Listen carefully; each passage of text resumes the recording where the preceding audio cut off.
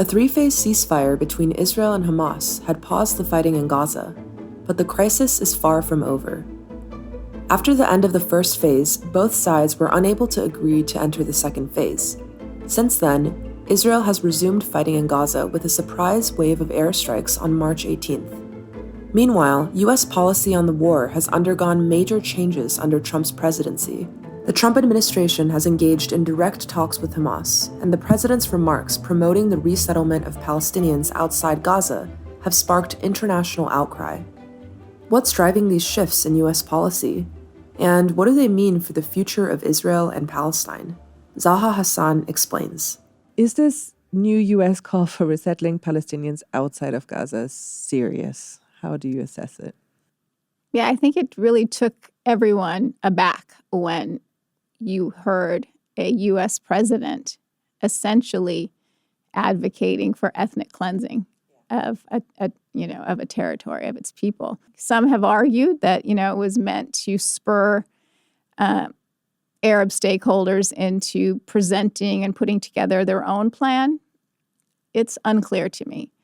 This is a president who, in his first term, talked about resolving in a deal of the century the Israel-Palestine quote-unquote conflict, and came up with a plan that essentially allowed the status quo to become concretized and allowed Israel to take sovereignty over most of the West Bank. So he has a proclivity towards Israel that is very strong. And this is definitely a plan, the idea of forcing Palestinians out of Gaza because Gaza's become unlivable.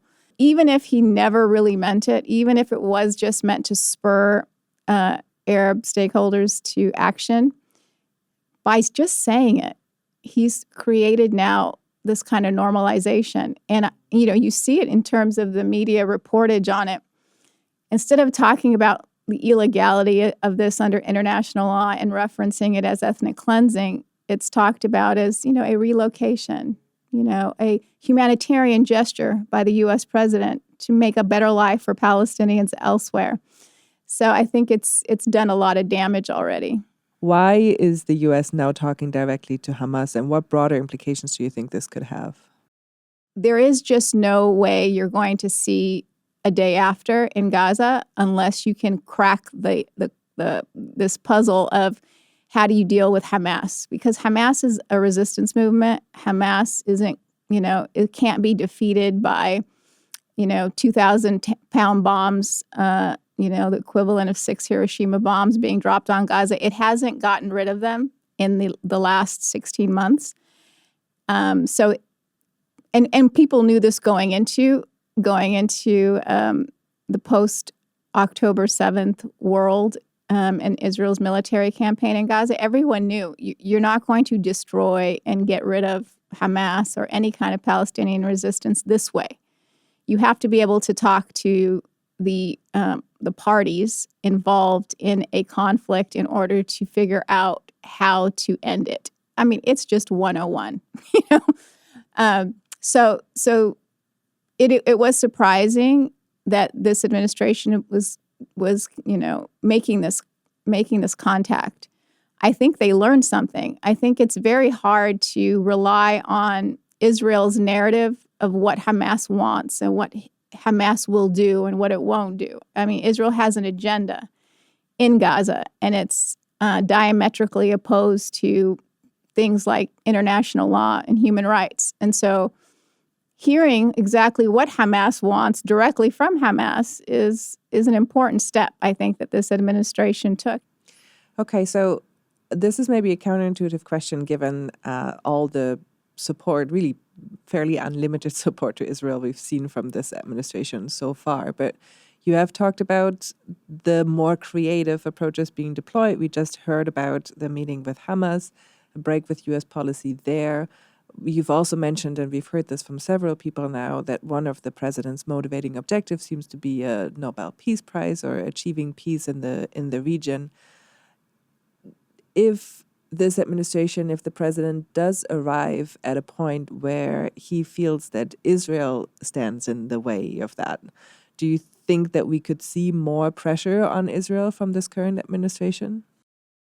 So this is a president who is very transactional about the way he conducts things. So he wants to get if he's going to give, and he's going to want to get big. And we've also seen this administration being willing to take some risks in terms of, conversating with Hamas officials. So I could possibly see a world in which this president, who doesn't necessarily have the best relationship with Prime Minister Netanyahu, he appreciates Netanyahu's wife and has a good relationship with her, but he doesn't necessarily like Netanyahu too much. I could see him putting pressure on Netanyahu. In fact, we've already seen it. The fact that we got a ceasefire, this ceasefire deal that was implemented January 19th was a ceasefire that was negotiated back in May 2024 under the Biden administration. But the Biden administration wasn't willing to put any, force behind getting Israel to accept it. And it took President Trump pressuring Netanyahu to get it done. So I think, yes, I have much more hope that this administration will do what it takes to get to an agreement, given the personality of this president and what he's already shown he's able to do. Okay, our focus in this conversation has been primarily on Gaza. Can you talk to us about what is going on in the West Bank, what is going on the ground, and how does it fit into the conversation we've had and the contacts between Hamas and the U.S.? Since the ceasefire started between Hamas and Israel in January 19th, it almost seems as though there was this agreement between Netanyahu and his ultra right-wing coalition partners that as a price for the ceasefire, he would have to allow the settlers and the IDF to basically pursue ethnic cleansing in the West Bank. That became sort of the condition, it appears, because immediately it was announced that there would be Israeli operations escalating in the West Bank. And then we saw attacks on 4 different refugee camps and complete depopulation of communities where 40,000 people have now been forced from their homes, and complete destruction of some refugee camps so that they can't return.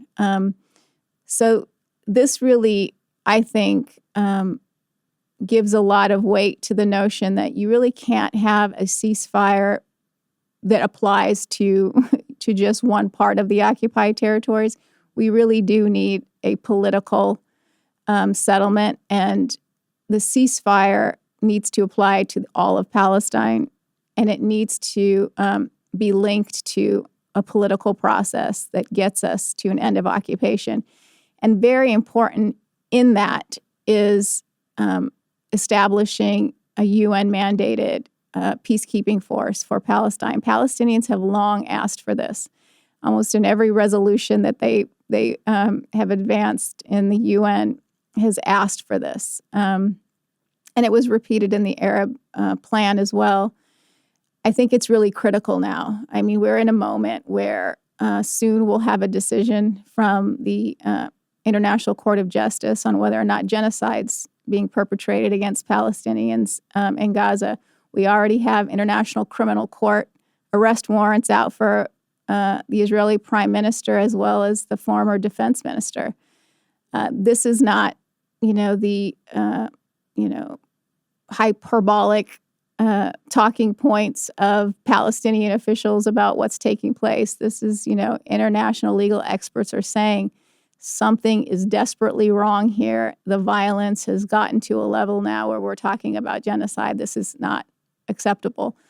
And I think it's really important now for this long-held demand for peacekeepers to be pursued.